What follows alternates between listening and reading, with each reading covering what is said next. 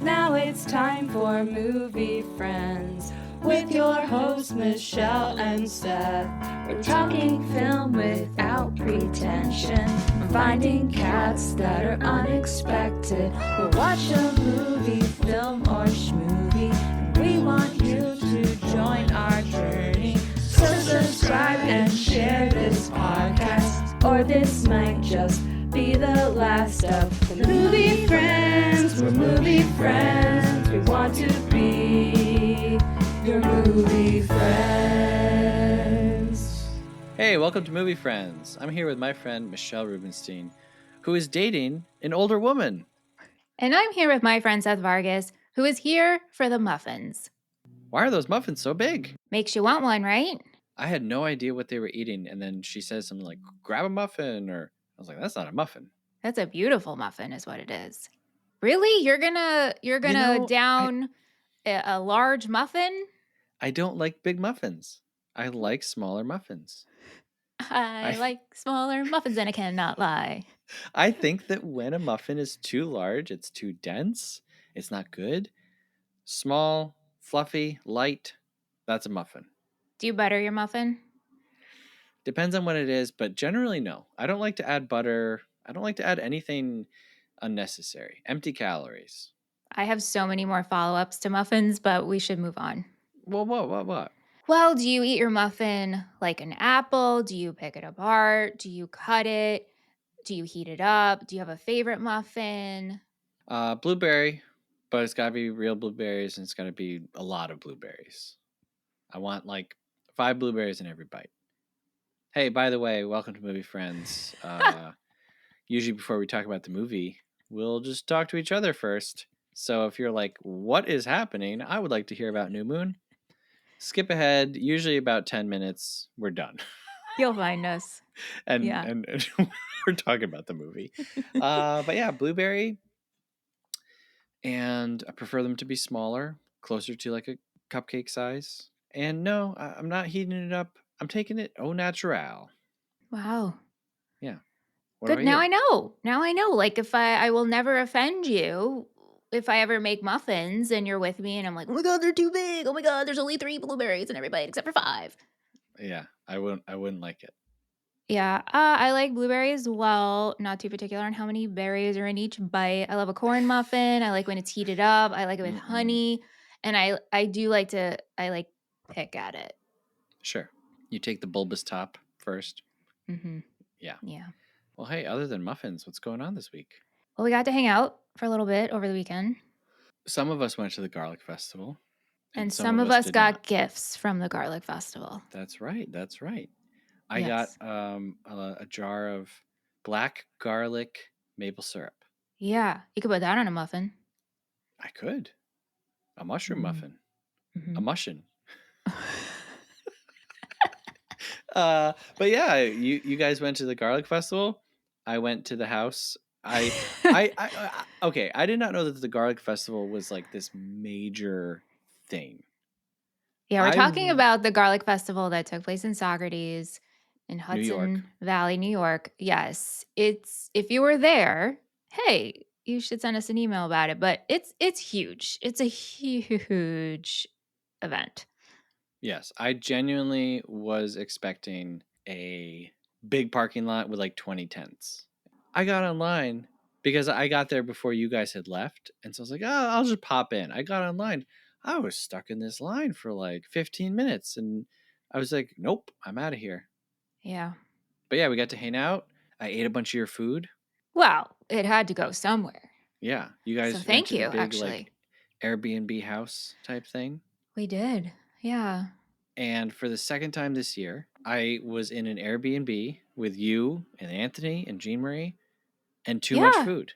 I know. What is it about an Airbnb where it's like, instead of going to a hotel, you're like, well, we're going to have a kitchen. We got to fill it with stuff. I know. And especially there were 10 of us in that house. So that was a packed fridge. Like it was exploding. Mm-hmm. But thankfully you came and ate some of the food. So I did my best. You did your duty. Mm-hmm. Mm-hmm. I'm heading to California tomorrow. I can say that because by the time this episode comes out, I'll be home. and Yeah. no one will have come and robbed me. Yeah. Imagine if I was at the gate being like, I'm going to Burbank with you. That would be crazy. That would be crazy. I wouldn't even know what to do. I wouldn't do that to you. I'm packing real light. Do you want to know what I'm going to do? Yes, I do. So I'm packing really light, and I don't want to bring home any dirty clothes. So I'm going to travel in clothes that I've been meaning to get rid of. Holy shirts, shorts that are too small. Oh my God. And when I get there, I'm just going to toss them. People actually do this. My mom's friend has done this before.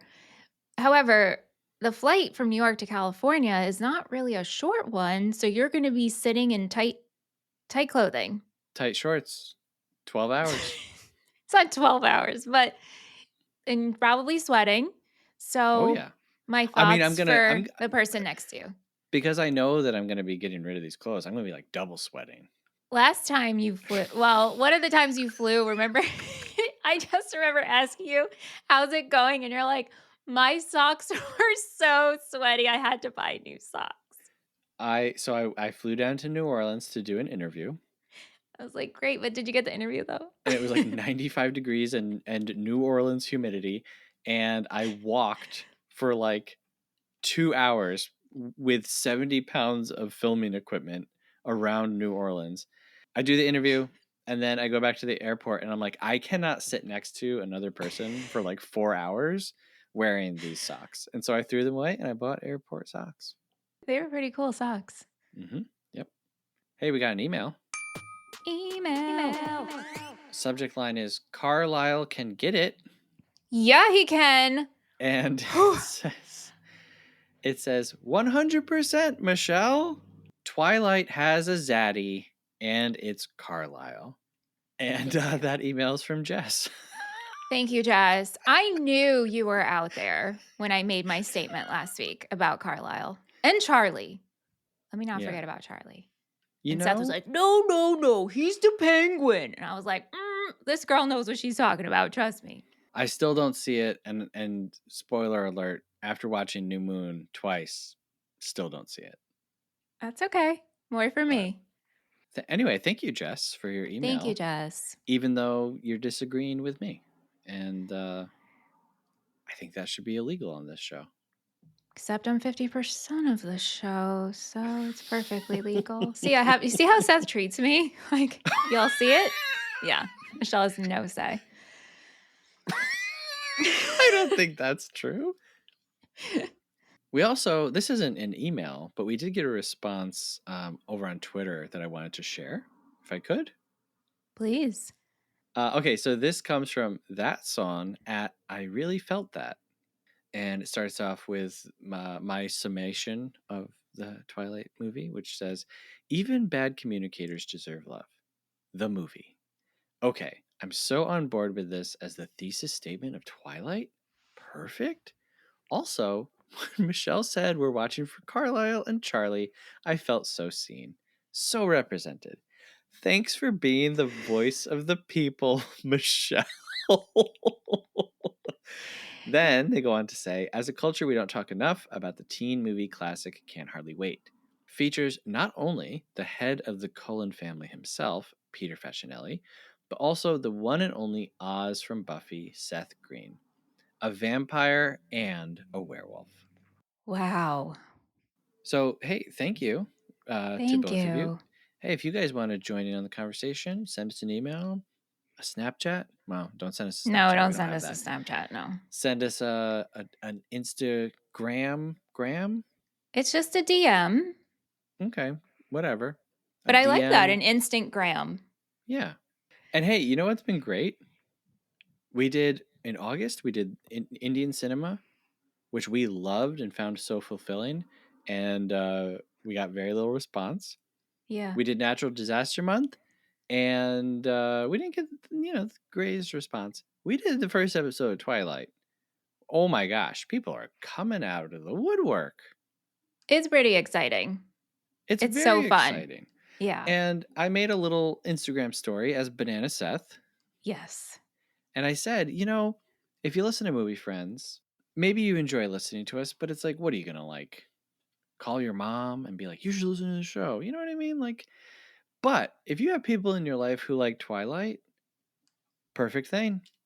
Yep. You don't even have to ask them, hey, do you like podcasts? You just say, hey, I know you like Twilight and I thought of you. Wouldn't that be so nice for someone to be like, Michelle, I know that you like the OC and I thought of you. Yes. And it's just more content on the thing you absolutely love. Right. So if you have people in your life who like the OC, hey, send this to them. Well, no, send them our OC podcast. But if you have people in your life that love Twilight. Oh, what did I say? You said the OC, then send them that because we also have OC content. That's right. That's right. All right. So before we talk about our movie, we are going to guess what the other host is going to rate this film. Michelle just looks shocked as if we haven't done this 100 times. Right. Yeah. I thought so much about my rating for Twilight last week that I thought nothing about my rating for New Moon. Interesting. Yeah. Do with that as you will. All right. My answer is written. My notebook is closed. My answer is locked in. I'm locked in. All right. So today we are talking about the Twilight Saga New Moon from 2009, directed by Chris Weitz, written by Melissa Rosenberg and Chris Weitz, edited by Peter Lambert, cinematography by Javier Aguirre-Sorobe, composed by Alexander Desplat, costume design by Tish Monahan, starring Kristen Stewart, Taylor Lautner, Robert Pattinson, Billy Burke, Peter Facinelli, Ashley Greene, and Michael Sheen. Michelle, you want to dive off a cliff and read us our summary on the way down? Edward is gone. Bella Swan is suddenly left alone without her new love and without his protection from the vampire that wants her dead. Falling into a deep depression, she only sees one way out: her mud pie making childhood friend, Jacob Black. As Bella and Jacob work to repair some motorbikes, they also repair their long-forgotten relationship. Will Bella fall in love with Jacob while Edward is away? Will Jacob reveal why he lied about having mono? What new threats and new love will blossom under this new moon? It's good, Seth. Yeah, it's been fun writing these summaries. You're doing a really good job. Yeah. Sometimes some of the themes it's hard, but I'm enjoying encapsulating these. What is that? What? Hi, what's up, guys? Liss, where the hell have you been, Loca? I've been around.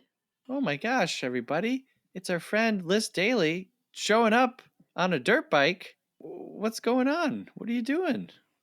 I'm here to talk about New Moon, my favorite installment of the Twilight series. Wow. Well, Thank you for thank having you me. for joining us. Yeah, man. This is exciting. It's very exciting. So, Liss, last week, Michelle and I shared kind of our history with Twilight. Yeah. So, I'm curious, what is your history with the series? Well, similarly to Michelle, I was like a little bit older in the demographic when I started the books, which my sister was a really big fan of the first book. My cousin read it like back in like 2005 when it first came out. And so I knew about it, but I wasn't a reader. I still am not a reader. But then once I read the first book, because I knew the movie was going to come out, and then it kind of just spiraled from there. And I read them all. Every time they would get released, I would read it. Actually, my sister would read it first. I'd be like, okay, should I read this one? And then she would tell me, like, the part obviously we'll get to with the months and stuff. I was like, yeah, is this good? Are we going to come back to something? Because I won't read it if we're not going to come. She's like, no, you're good. You're good. So interesting. Okay. yeah. And then Michelle and I and all of our friends, we went to the midnight premieres. And like Michelle said last week, like, what a great time to be alive. 2008, 2009. I know. In fact, I Simpler remember times. going to the midnight premiere of New Moon in Stony Brook, AMC Lowe's in Stony Brook, and Represent. I'm pretty sure this is the one where they had the fire alarm went off, and the screen stopped, and there was a flash of light, and Ingrid thought that they were taking a picture of the audience. Oh my God. That's awesome. And so she grinned and didn't get up, and I was like, no, Ing, I think this is the fire alarm went off. Oh my God. I don't Yeah. think I was there for that. No, because I was interning that year. I was like, that is So, an amazing story. I definitely wasn't there. yeah, we waited on the but long that's line amazing. outside. Yeah, it was great. It was great. That's so funny. Okay, so I have a question for you then. Am I a werewolf or a vampire? Oh, you're 100% a werewolf. Oh my gosh. Yeah. What? You Why? are. You're Can you just explain why? warm-blooded. You're just warm-blooded. You have this like ruggedness to you, which is wolfy. Yeah, I sense it. You smell like wolf, not in the Wow, that's not good. well, because I'm a vampire, I can smell you and Oh, interesting. Hey, I how don't think you about smell that bad. Alice just being like incredibly racist towards Jacob? Like, just like, what is that wet dog smell? Yeah. Yeah. They have they're very in tune to the one another. Yeah. Yes. Yeah. Yes. Hey, how do you guys feel about Romeo and Juliet? Whatever. Not for I you? don't- Not my thing. Yeah, I never was into it. I obviously the lore of what the story is, Mm-hmm. but I don't think I was ever like encapsulated by it. I Not didn't even didn't really care. Leo, maybe the Leo. Leo and Claire version? Danes, that's it. That's my favorite. Yeah. Not so much Michelle, but It makes my head hurt.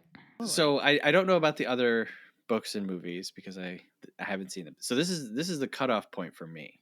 Yeah, so I heard. Yeah, Mhm. New Moon was the end. But the books are based on themes of other novels, and this one is based on Romeo and Juliet. We open up with the quote, "These violent delights have violent ends, and in their triumph die, like fire and powder, which, as they kiss, consume." And we basically follow the same path, I guess, kind of. We get this like Edward's gonna kill himself. There's a lot of like suicide, and It's Edward dark. is kind Yeah. of just like Yeah. looking for an excuse to kill himself, I think. Yeah. Yeah. And that didn't really stand out to me the first time that I watched this. But I will say I'm with Liss, at least so far, that this is definitely the movie that I prefer out of the two. Well, I mean, what a like difference from It's drastic. Twilight to this. You're like, oh Yeah. my They're like, gosh. we got the big bucks. We could do some things. Mm-hmm. And like even looking at the budget, right? Twilight was 37 and this was 50. So yeah, you have more, but it's not like they were given like hundreds of Right, like 100 million, yeah. right. But it's just such a difference of look and acting, maybe. Definitely. Not a question. Not a Mhm. question. And I think that obviously comes down to directing, you know? Yes. And like, I'm not throwing shade towards Catherine Hardwicke because I had a good time watching Twilight. Sure. But with this one, it's like they're not doing any. I mean, I think that maybe is it Charlie Swan? Yes.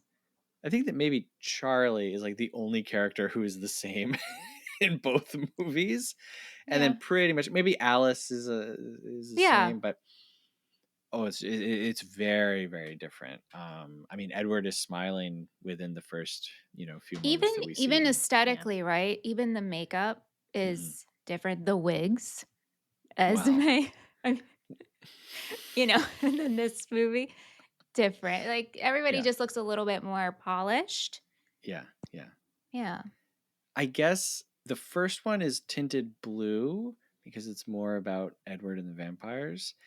And then this one, they wanted to do more like sepia. I never know how to say that. Yeah, Whichever's it's good. warmer. It's warmer. Sure, yeah. Browns and warmer because it's more about the werewolves. And I got to tell you, I kind of like that. Yeah, absolutely. Like, I kind of think it works in like a kind of big, broad brushstroke kind of a way. Yeah. Yeah, I don't know. I had a good time watching this. Well, I have a question for you. Yeah. So you stopped with the New Moon. What made you watch New Moon? Was it out of curiosity? Did you do Twilight and then New Moon? Yeah, I watched Twilight because I'd heard about it for years. Right. And I was like, okay, let's see how bad this really is. And I was like, okay, this is weird, but Right. and then I watched New Moon and I was like, oh, okay. You know, I wasn't too impressed with it, but it wasn't quite as bad. And I'm curious to see if the other ones either stay in the lane of New Moon or if they get better. Uh-huh. Because I feel like New Moon is catching strays, as the kids say. Just because people hated Twilight so much. But I feel like if you just went into New Moon. What the hell does that mean? I know, same list. I was like, so everything me on Movie Friends, I'm like, I nod, I'm like, totally. Yep. Mm-hmm. Strays. Yep. Strays. Yeah. Strays. Movie reference, totally. Grinning. Mm-hmm. Oh, no. Catching strays isn't a movie. No, I like know. A Gen Z thing, no. Yeah. I know. I'm just saying, like, that's how I am with everything in life. Yeah. How do you guys feel about this opening? Dreams, Bella's grandma / not Bella's grandma. Happy birthday, Bella. Mm-hmm. Right. Well, we're very consumed with aging. We know this was a big discussion in the first movie, first part of the story, right? Bella wants to change. She wants to become a vampire. And Edward is, putting the brakes on it, thank goodness. He's not turning her right away. And we didn't choose this life. So let's be cautious about that and really think about it. I feel like it's a scene where I don't remember it. And then you press play and you're like, oh, right. That's the first scene of the movie. Mm-hmm. Yeah. But it's not, right? Because it's not, because Bella it's running flash through forward, right? Right. So we go from the flash forward to that scene. And every time I watch that movie, I'm like, right. This is the scene where she's her grandmother and she looks in the mirror. And then I remember, okay, the whole movie is based because it's Bella's birthday. And then we get into that and she doesn't want to age and keeping memories, which is like very poetic and foreshadowing, because then her memories basically are disappearing. But I like it. I like the contrast. Not remembering if that was in the book or not. I don't think so. But I know we're not talking about the books here. Well, I mean, Liss, please feel free as much as you want. Thank you. I like this, but it does. I feel like the movie takes a little bit to get going. And I feel like they could have been a little clearer, because it wasn't until the second time that I watched this for this episode, I was like, oh, you know what? It's actually really sad for Bella, because it's not just that she doesn't want to be the center of attention. Like, we all know that person who's like, I hate my birthday. And it's like, well, you know what? If you just weren't such a stick in the mud about it, it would actually draw less attention to you, Right. But I was thinking, and I was like, oh, it actually would be really sad for Bella to be older than Edward. And obviously not in terms of time, but like to age past him now. Yeah. At least, if you're in a relationship with someone, even if there's an age gap of some type, you still age together. And they're not aging together. So like she's very early on in their relationship surpassing him in that way. And I was like, that's actually pretty like poignant and an interesting aspect to a vampire relationship. And I feel like they kind of drop that ball once Edward leaves. Did you guys think this looks like her at all? The older... The grandma? No. That's what you're hung up on? I mean, a little bit. Like, you would think you'd want to get an actor who looks like... Seth, I have to say, the first time I watched this movie in the theaters, I thought the same thing. I said they didn't really cast someone who looks like her. This doesn't bother you, Michelle? It's a little grape. Not really. It's like she's like taller. Yeah. Also, it's her dream. So it's not even, it's just a representation that she built up in her mind. Right. Also, it's her gran. It's not her at first. It's her. She's like, oh, gran. But then I don't know if it's actually supposed to be gran, or it's then Bella looks further and it's like, oh, no, that's me. She sees herself in her. Yeah, again, because it's a dream. All I'm thinking about now is like she ages, her and Edward stay together, and then if she was about to die at an old age, could Edward turn her and then she's just an old woman vampire. And then are you still very agile, or do you become agile? Because that's what happened, like the vampires, and we're so fast. And that's an interesting thought. What would be the best age to be turned at? When is everything formed brain wise? After 24, 26? Yeah, I think that's good. I don't remember. I think it's like 24 years old or something like that. So maybe like 20, a good age of 27. Yeah, I think that's 27. Good. 27. Yeah. Yeah, you don't want to be a kid vampire. No. And you don't want to be an old man vampire. No. I mean, especially you guys. No, I don't want to be an old man vampire. So I want to ask you guys, we talked about this a little bit last week, Michelle. Yeah. But the movie addresses it several times, and I think sometimes in a joking way, sometimes in a direct way. But Liss, for you, this whole 109 years old to 18-year-old, how do you feel about this? Yeah, I have to agree with what Michelle said. Like, it's a fantasy, it's a story. So, in any other sense, it'd be real icky. Mm-hmm. But here it's kind of just like, well, he's 17. Mm-hmm. So it doesn't really bother me. Yeah. All that much. Plus, Jacob, even younger. So, just saying. And Taylor Lautner in real life was like a baby when they filmed the first one. So. He was under 18 when they filmed this, I think, right? I think so. I'm pretty sure. Yeah. Again, last week we said, it doesn't really bother us. But for some reason, when Jacob in this movie says age is just a number, I was like, Jacob, you're a creep. I don't know why, but this is like really bothering me. You're a creep. Coming from a mortal, it's creepy. Maybe that's the difference. And I know, I was thinking about this too. And I was thinking, is Edward stunted emotionally at age 17? Because he's only lived the world as a 17-year-old. Like, he's lived, yes, a lot of time, but he's never like experienced love, and he's experienced life through like this vampire lens. So that's gotta not make you as wise as like a 109-year-old mortal. Interesting. Right. Like Marcus, one of the Volturi, like he's supposed to be, don't quote me, like 300 years old or something crazy like that. Yeah. And so he's like had life experience where maybe you're right. Like Edward probably hasn't really lived as like an elder person before. And I can imagine that the age you turn has to impact like how quote unquote old you are. Like, yes, I know that's like an obvious answer, but mentally. Right. Well, something that I think a lot of people have expressed as they get older is, you look in the mirror and you're like, oh, that doesn't really match up with my mental image of myself. And I know, like, for my mom, she'll say, like, I still feel like I'm 22. I don't really feel like I've aged past that. I usually say, I can't remember what year my son was born or how old I was, but I kind of feel like that's where I stopped.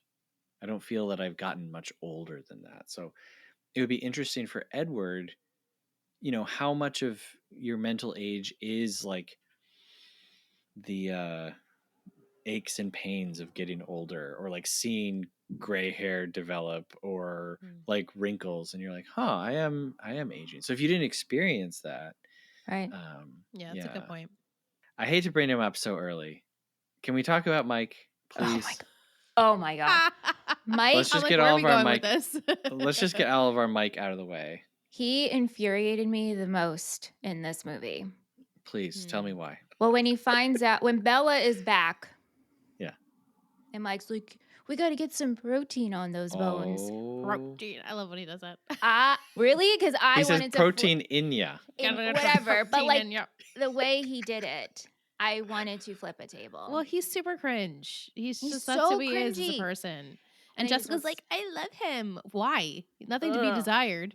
Nothing. And like, I thought you guys were together, and now he's just always had eyes for Bella. Is that not a thing? I guess maybe it didn't really work out. Off. Yeah. Ugh.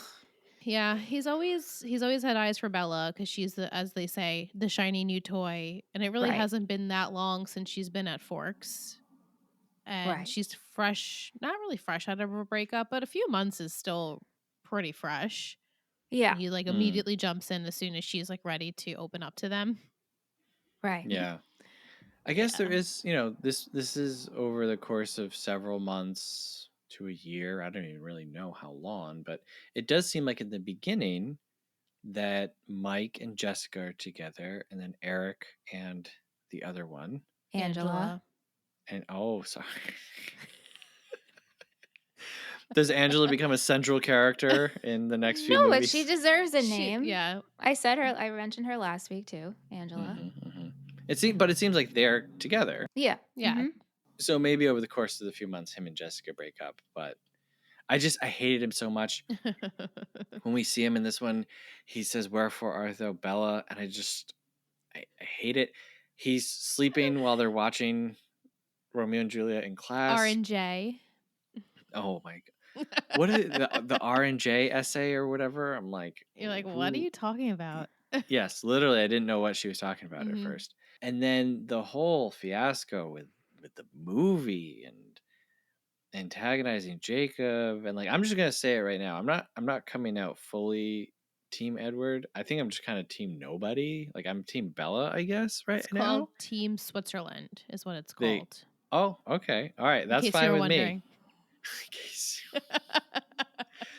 right now, that's where I'm at. Like, both of these guys suck.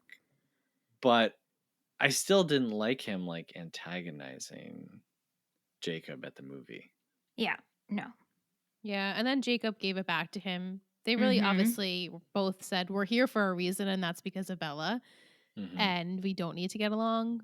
But yeah, I feel like at first Jacob was, he wasn't cruel or anything, but Mike was getting the vibe that, he was younger and why are you here for Bella?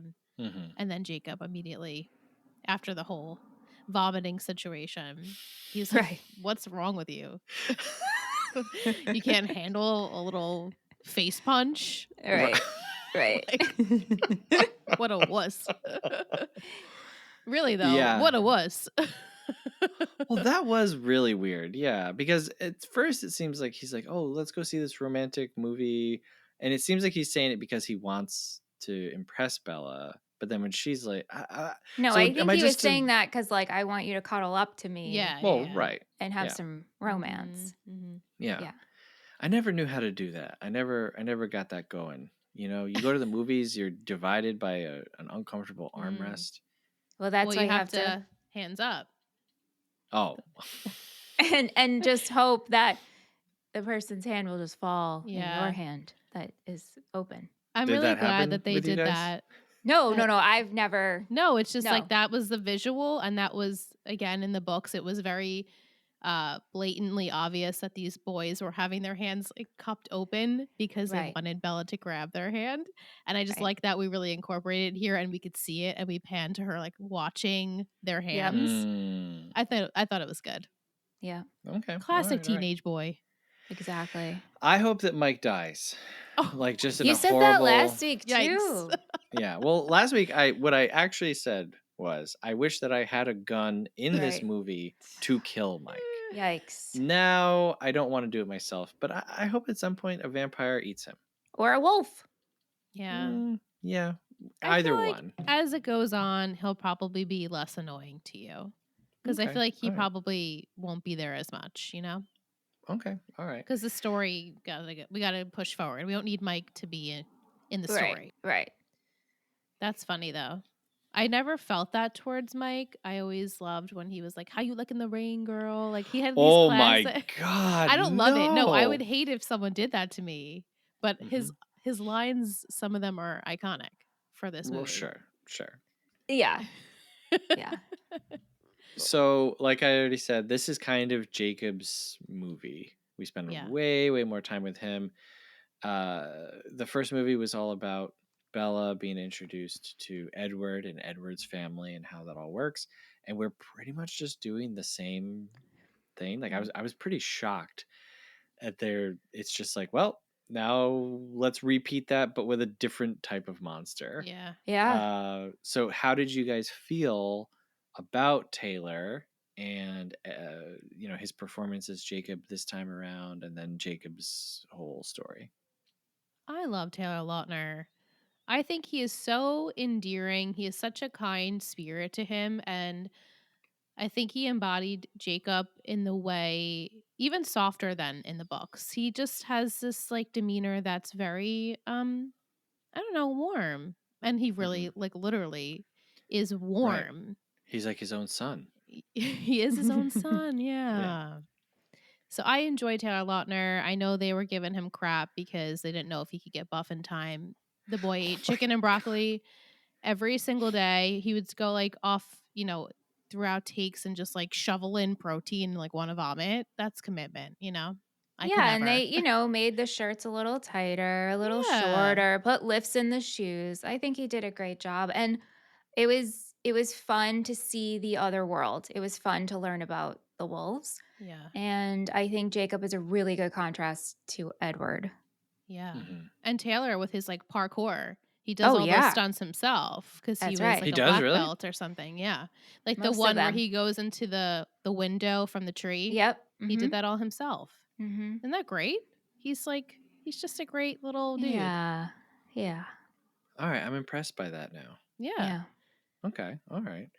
Yeah, I mean, like in the first film, Bella and Edward touch hands as they go for the dial, and she's like, "You're so cool." Yeah. And then in this movie, we're in the car again, and we're commenting on the body temperature. I mean, it's just like Yeah, it's the same. exact copy. It's so. That's a really good point, actually. I never thought of it that way. It's kind of copy paste the plot of the story. Yes. I mean, Yeah. Edward in the first one, right, is trying to show her how scary we can't be together. And Jacob's like, I'm so scary. We can't be together. I can't tell you why. I have a secret. And Right. Right. But I'll protect you. I never want to be without you. I love you. Yeah, it's the same. Yeah. Yeah. And then even, the family members are kind of like rowdy and like inviting her in for a meal, but instead of Italiano, it's giant muffino. Muffin? Yeah. Mhm. They're We already huge. I was gonna say we already talked about the muffins earlier, muffins, but did you The biggest muffins. Why? How? I don't know. And that whole Spy Sister and I, every time we reference this movie, we go, muffin. I don't know why. Shanna's like just likes to mock Emily. It's just really funny. Muffin, like the biggest. These are like a fairy tale size muffin. They look like they're from a video game or something. Yeah. It's crazy. Yeah. I wonder what flavor. What do you think the wolves like to eat? Like what's on their meat? menu? Meat, Anything. like a meat muffin. A meat muffin, I think. Yeah. I Maybe would that's eat a why they're meat so big. muffin. Protein muffin? Yeah. Yeah. Another parallel is, when we're introduced to the Cullens via Jessica, she talks about, Dr. Carlisle and blah, blah, blah. He's the head of the family and then he has all these children. Likewise, in this one, Jacob, we see Sam and the other guys from afar, and he starts to explain, like, yeah, Sam is kind of this leader and he's under their spell, and it's all the same. They're just recycling all the same stuff. And it kind of sounds like a complaint, and I guess for a lot of people who don't like these movies, it would be. But for me, I was like, I can't believe they pulled this off. Like, I can't believe they got us to, like, have Bella be a fish out of water again in the same town and then link up with another monster that she can't kiss, that is afraid he'll hurt her, that has a secret. And at one point he says, have you ever had a secret that like isn't yours to tell or whatever, yeah. right? And I'm like, yes, literally, Jacob. She's like, yes, I know exactly what that's like. Yeah. Yep. They're like, wow, this girl Bella, she's really good with weird. I don't get how she's so good with this stuff. Yes. Yeah, I liked Taylor in this movie. I saw some criticism of his acting, and I was kind of surprised by that, to be honest with you. I don't think that he's necessarily like knocking it out of the park the rain scene I felt was a little rough, but then I heard about the rain scene and how rough that actually was physically. Yeah. I was like, okay, well, maybe that explains some Right. of that.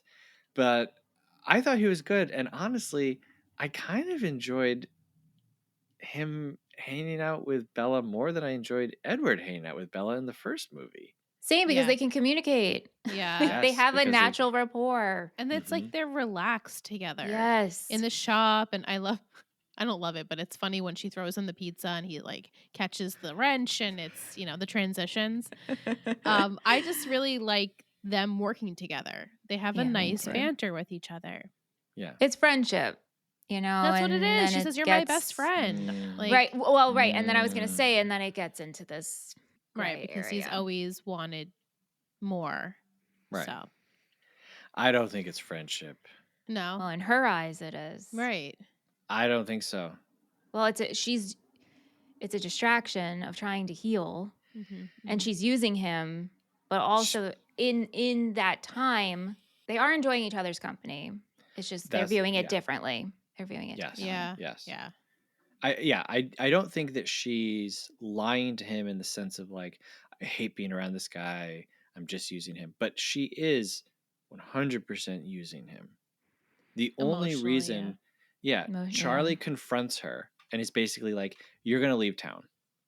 Yeah. And this is another thing that I feel like the movie could have explained a little bit better. But clearly Bella doesn't want to leave because she's hoping that they're coming back, right? Yeah. So if I leave Forks, how will Edward find me? Mhm. Okay. So she makes up the excuse about like, I'm going to go shopping with Jessica. So she's using Jessica. And then Edward appears to her. And so now it's just, oh, so like it's like negative reinforcement. So the only reason that she's hanging out with Jacob, like even that iconic greeting, where have you been? She would never have gone to be with him. Mm. She just wants to do something dangerous. And like, that's such a weird arc for her in this movie of, Bella, who's like so not coordinated and clumsy, to be like, okay, how can I like almost kill myself? And it's the same, like Edward and Bella are on this same path of like flirting with death. And I really, I could not believe, God, it made me dislike Bella a little bit in this movie, just how much she's messing with Jacob.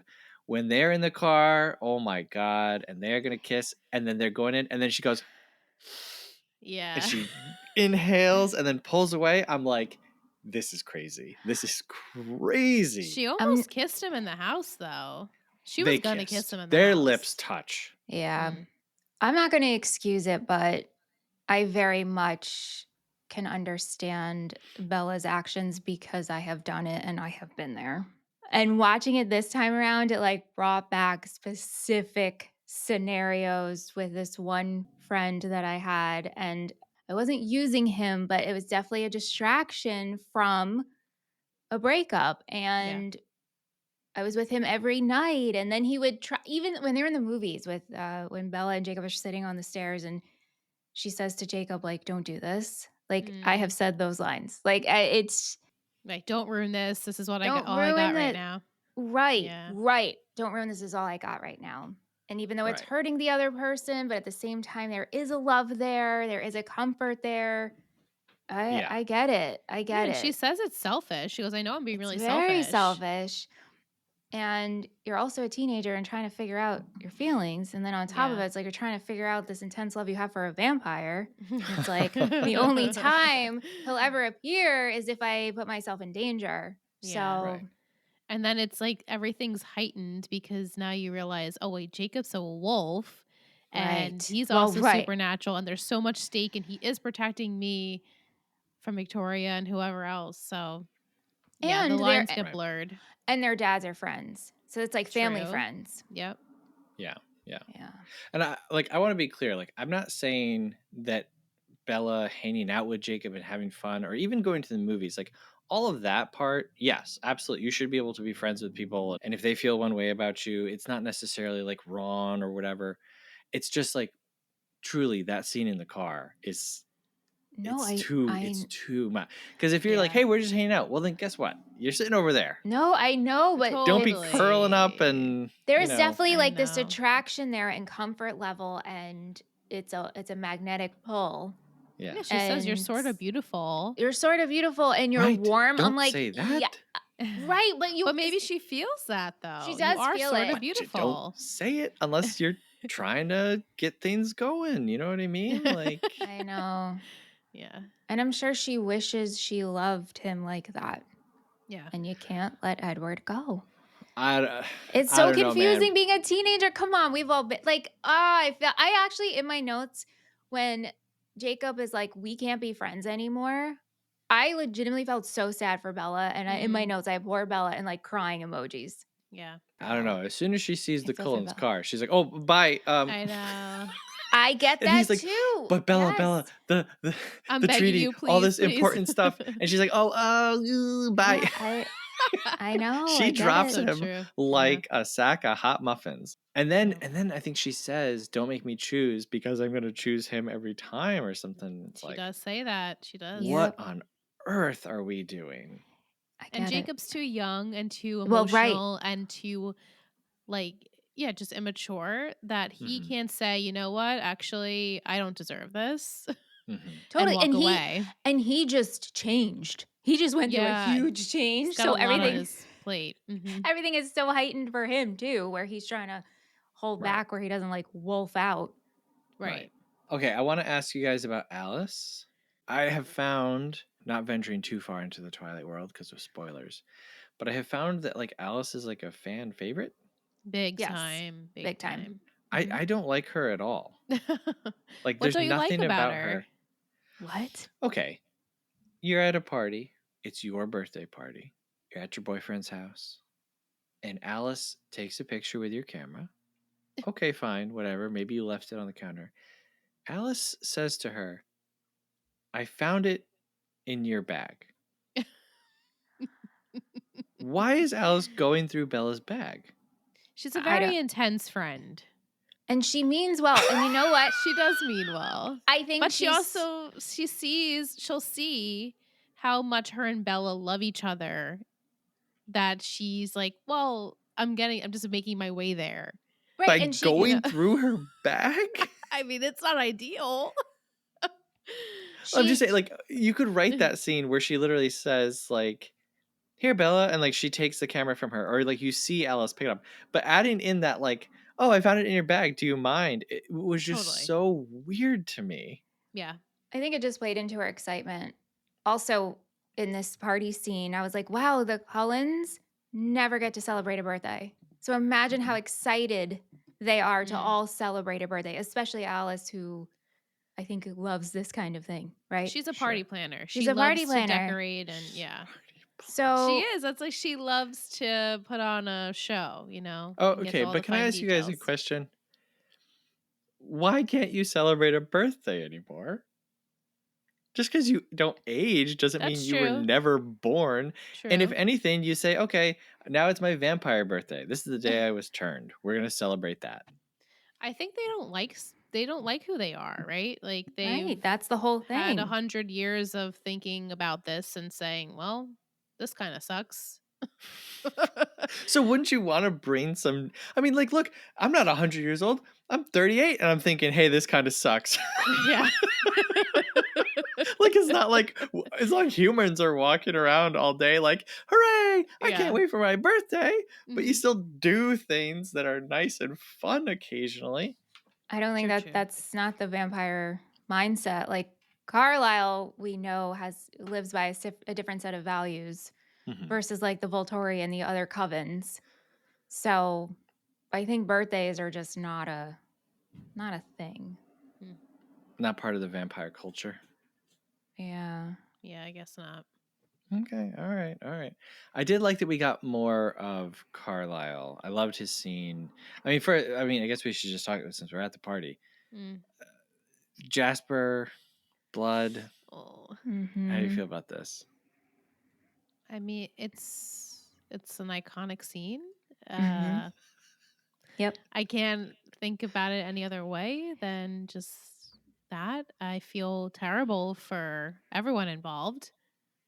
And I feel like it just was a lot worse. It escalated worse by pushing Bella out of the way so intensely that now her entire arm is cut and bleeding. Well, right. That just shows Therefore, the more strength. blood. Yeah. Right. The strength of the vampires. Right. So that sucked. And just added, like, you know, a tiny little paper cut. Jasper was about to pounce. And then this whole arm bleeding, you know, you have all those other vampires in the house. So that wasn't going to end well for her. Yeah. Even Alice in that scene, she's just like, she's doing her best. She's like, I have to go. I'm sorry. I can't. Right. Yeah, I would have liked that a little bit more. And if I would have helped explain Edward's extreme departure, if just the whole family turned on her and Carlisle like whisked her away, or Edward whisked her away or something, because Edward's departure just feels so insane. Do you guys actually think that they left because people were noticing Carlisle is younger looking than he is, or was that just an excuse? Oh, it was definitely an excuse. Because like, why don't any of them say goodbye? Yeah. I would like to be a fly on the wall and know what happened and transpired that evening into the next day, because none of them were at school. Right. And then when we learn when Edward leaves, he's by himself. He doesn't want to be around people because he's so upset and depressed. So, yeah, I wish we could have had a little bit of Edward saying to Carlisle or what, you know, his feelings about it, because it does seem so drastic for like that one time it happening. It's not like it keeps happening. I mean, granted, she almost got killed by James. And the Victoria of it all. Right. So I guess to him, he's like, there's just too much going on right now and I need to end this, and tells her a million things to make her believe. Like, I guess his reasoning was telling her, we have to move. You're not coming. And then when she didn't accept that, he's like, well, I don't love you. So let's just keep that one. Like, it just doesn't make sense. Like, if Edward stayed with the Cullens, that would make sense. We're all gonna move together. But then to be like, we're all gonna leave and leave you vulnerable to Victoria, but the wolves will take care. Like, he doesn't know that the wolves are gonna take care of her at that point. No. Right, because Alice can see the future with the wolves, so she doesn't know anything coming That's up with an even better point. That's right. Yeah, that also doesn't help it make sense. They're like, so it's like they're just abandoning her Yeah. instead of being like, okay, Edward's going to stay in Forks and he'll protect you. Or you and Edward are going to leave. Or, I mean, she's 18 now, right? That's what she said. Mm-hmm. So they can leave. Yeah, I don't know. The device it's not really foolproof, you know. The reasoning is not great. It's not great. Yeah. How did you guys feel about Edward in this movie? Yeah. Whatever. Yeah. Like, probably my least favorite part. Totally. I like the Jacob stuff. I like the wolf stuff. That's why I love this movie. So same. It's actually kind of nice that it's less Edward. Ooh. I think this is the movie he's in it the least. Yeah. He only has like 20 minutes of air time or something like that. Right. Which is crazy. I know. To be one of the leads and really not have that much airtime. Right. I mean, and that is also like, I'm kind of amazed that they pulled it off to have this movie crazy smash hit and then be like, all right, now for the sequel, one of these guys really isn't going to be around. And he's just going to kind of be a ghost. That's for a studio to like approve that. Pretty amazing. You know, that'd be like if season 2 of The Office, they're like, all right, now Michael Scott works somewhere else. He'll call in every once in a while. Yeah, but at this point, there's such a group of Jacob lovers. So, like, it's okay. Like, for the whole story, it makes sense. And like we said last week, like, you felt like these movies where Twilight was made for the fandom, the book fans. So those who know New Moon, like, we know what's up. Totally. Yeah, I was just going to say the same thing. Right? Like, the fans know we have to get through this. Or I wouldn't call it getting through, because we love. Yeah. Right. The people who love Edward and Bella, they had to get through this. Right. But yeah, and the parts where Edward is in her head, they actually, for the movie purposes, brought him in to make it that she was seeing him. Like in the books, it's just in her thoughts. Oh, Yeah, like interesting. our She doesn't Pats actually was see him, right? right. In the books? I think so, but like when they were filming, like he was there reading all the lines. So he was on set, which I really like that he was there to, and then they like superimposed him as like ghosty illusion. Yeah. Edward. I'll tell you what, this isn't my happy for the movie, but Edward's outfit of like the suit, the little suit that he wears through most of the movie. Oh. Loved that. Yeah, he looks great. Looks best great. outfit of the movie. Yeah, it's good. But he is such a jerk in this. Like he's like, okay, Bella, look, I'm gonna leave, but, and it's like, that's like if you broke, you break up with your girlfriend and you're like, all right, listen, we're broken up, but you can't date so and so. It's like, excuse me, you have no claim to this. You have no power over me, and he was just so annoying in this movie to me. Like I thought like genuinely kind of abusive, and like when he calls the house, he asks to speak with Charlie. Yeah, what's that about? Maybe just to send his condolences. I don't know, because at that point he was calling to because he thought Bella was not at that point until Jacob says planning the funeral. I think he No, probably he just thought that couldn't Bella- bear to talk to her, right? He wanted to speak with Charlie because Yeah. he couldn't like get the courage to speak with her, or like it would hurt too much to speak with her. Right. So he knows that Alice goes to Forks because she sees Bella jump over. I know Edward doesn't know she's there, I thought. No, Rosalie told him. Ah, okay. Yeah, Rosalie told Edward. So he's calling to be like, is Bella okay? Is Bella okay?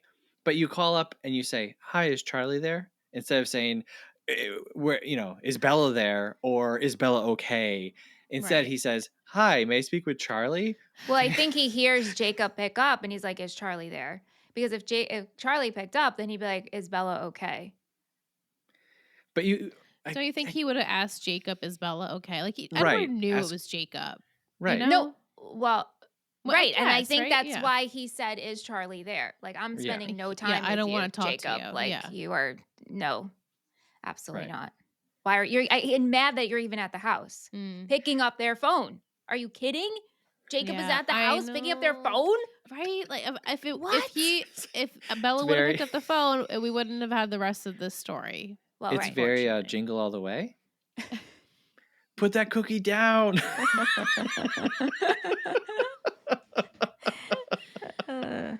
Yeah, I also thought that this was kind of a weak, it's the whole miscommunication thing that everybody loves, right? Yep. How'd you like Jacob's response though? Jacob knows it's Edward. He knows what he's doing. I don't know. I think that Jacob was mad. Because that's Jacob's whole thing in this movie, is controlling his anger. And so when he says, is Charlie here? He says, no, he's planning a funeral. He's mad because someone that he knows just died. And like, he was telling the truth. Yeah. Right? And then when Alice says, Edward thinks you're dead, I feel like you could see in Jacob, he did feel like, oh, I guess I said the wrong thing there. Yeah. Well, I meant like what I meant by that is like, he could have said, oh, Bella, it was Edward, or like, Bella, here's the phone. Yeah, he didn't. Jacob deliberately chose not to do that. That was a shitty move. After knowing what Bella's been going through, and Alice is here. I know. When he heard Edward's voice, he should have immediately said, it's Edward, here's the phone. Yes. I agree with that. Yes. But, all right. I feel like I'm like recreating like in court. He says Swan residence. Yes. We can assume that Edward says, may I speak with Charlie? Jacob replies, he's not here. He's planning a funeral. And I think at that point, all he's thinking about is vampire on the phone, vampire killed. Is it Harry? Yeah, Harry. Yeah. Water. I'm mad at vampires and I want to hurt you. And I want you to know that I'm upset and mad. Yeah. I don't think he was even thinking of Bella, to be honest. This is me. Well, by not thinking of Bella, that's still thinking of Bella because you're not giving her the phone. Like I do understand what you're saying, but also he wants to keep Edward away from Bella as much as possible because they Yes, were just yes. about to kiss Yes. and then the phone. And the fact Yes. that he went for the always phone and she he's always doesn't. ruining it or something. he Right. said. Yes. Yes. Right. But then Edward doesn't, there's no follow-up. And I think that's like my one like justification of the conversation is like, he says, no, he's planning a funeral. And then Edward just immediately slow crunches his phone instead of saying, oh my God, wait, so Bella is dead. Right. Well, no, because then Alice comes in and was like, oh my God, Yeah. you know, Edward thinks. So Edward should have follow up, confirm, you know. Again, anything, it could have all been resolved with the communication, but Right. they don't communicate. And Edward, well. again, bad communicator, is so intense. Like so intense. And so he's just like, I'm just gonna kill myself die immediately. Kill myself. Yeah. 0 to 100. And like I said earlier, it's kind of like he's been looking for an excuse to anyway. So as soon as Jacob said that, he's like, finally, I can do it. Yeah. Yeah. Okay, I want to ask you guys about this because I'm sure it goes into it in the book or whatever. When Bella is talking with Carlisle mentions like damnation and like going to hell or something and like soul and Bella is basically like, I don't care. So like, is that like, I guess I shouldn't even ask this, but like, is that part of this? Like, are all these vampires going to hell? I don't recall much hell talk in the books. It's hard to remember. It's been so many years. But I feel like this is pretty much the only time we talk about like souls and being damned. Right, because isn't it a given like they are like considered soulless bodies? Right. And then when we learn about Rosalie and how she would have never chosen this life and we get into that. And I think that kind of also leads into why Carlisle lives the way he lives. He's just, his values are different. I mean, I see what you're saying, Seth, and I'm like answering it in a different kind of way that is all tied in together. That makes sense. Yeah. We have to talk about the depression scene. Oh, it's iconic. It's the best part of the whole movie. It's fantastic. I think it's a great scene. It's great. Yep. It's done so well. The song works. Perfection. You know, as a depressed person, I'm like, oh yeah, that's kind of what it's like actually, you know? Yeah. I remember there was one winter where I was very depressed. I can't remember what year it was, but I was driving down the road and I thought to myself, I better figure out what we're going to do for New Year's. And then I realized that New Year's had been like 3 weeks ago. And I was like, oh, I guess time has passed. Okay, sure. But I love this. I think that it's good. I think it's probably close to the scene of the movie for me. And then Bella is screaming in her dreams. It's so upsetting. I think all that stuff with Charlie.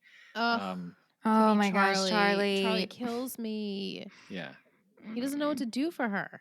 I know. Right. Yeah. This happened to me, by the way. After watching the movie last week for the first time in a while, I was having nightmares that I was basically like screaming and like in my sleep. It was pretty horrible. So this movie really affected my dream state. Seth. I'm so sorry to hear that. No, it's all right. I felt a deeper connection with Bella than I had before. Was Jean like, are you all right? Was she being Charlie? This all happened like in my dream. Oh, like, you in were my dream, physically in your dream. Yeah, screaming. I was like, yeah. Oh. Yeah. I basically went through this montage in my dream. Huh. Wow. Not fun. Wow. Alice has email. Yeah. Should vampires have email? Why she's not? A high school student. Vampires drive. Why couldn't they have email? I don't know. There's just something about a vampire with email I don't like. I think she What? wrote letters in the books. Yeah, there should be like a quill. I'm pretty pen, sure. You know? Okay. You know, they had to keep up with the times at Yeah. the email. Yeah, they're living in a modern world. Right. Yeah. Okay, so all the stuff with Bella and Jacob, good. I like it. I'm liking the movie. Last week I had said that all the stuff with James was kind of my least favorite. I wish that the movie was just kind of about the romance. And then we just do this like super hard pivot into the last segment of the movie with the Volturi. Is that how you say it? Volturi? The Volturi, yep. Volturi. Well, do you want to talk about Laurent first before we go to the Volturi? I know, it kind of like blindsides you a little bit. It does. I'm glad to see him back. Well, And then he dies. Yeah, I mean, he was coming to poach Bella. But I understand his reasoning, though. Sure. yeah, he has no loyalties to the Cullens. Right, yeah. He doesn't even know them. Right. And Victoria's just like running rampage. Like we just see, her running pretty much throughout the entire movie, chasing Bella. Running and flipping and jumping. Running and diving, right? Diving. Right? It was a good dive. It was a great dive. I love her. But she's so great. Correct me, do we hear a word from her? Is there a single no dialogue? Line? I don't think she has any dialogue. And you know what? Rachel Lafarge, I think that's her name. She kills it regardless of having any speaking roles. She's fantastic. Yes. Yeah. I mean, yeah, we barely heard from her in the first one. She's the one with the wicked curveball. Mm-hmm. And I think that line carried her for 2 movies. She's a wicked curveball. That's for sure. Okay. No, I guess I'm asking a spoiler, but like, does she come back? Does this go to anything? Do you want to know? God, I'm going to be so upset if the last we see of Victoria is like diving into the water. I'll let you handle this, Michelle. I'm just going to let you wait and see. Okay. Oh, God. Anyway, Laurent, he's like, hey, I'm doing you a kindness because she was going to like torture you to death. Yeah. I'm just going to kill you. Mm-hmm. I totally understand that. Mm-hmm. Like he's trying to like put an end to this. He was about to do it. The pulling of the head. It's like Stephanie Meyers was like, okay, now a death scene. I've never seen one in real life. I don't know. How do people kill people? Pulling off the head? That might work, right? Have you ever seen? Well, I'm thinking like super strength, like. Sure, but like we've seen people with super strength kill people before. It's never by taking their head off of their body. Yeah. Yeah, well. It's just a thing they do in this That's right. franchise. I know. It really is. Like, we have to... because I'm kind of like desensitized by it in this world. Yeah, same. Like, you have to pull them apart and burn the pieces. That's how you kill a vampire. That's how you... Exactly.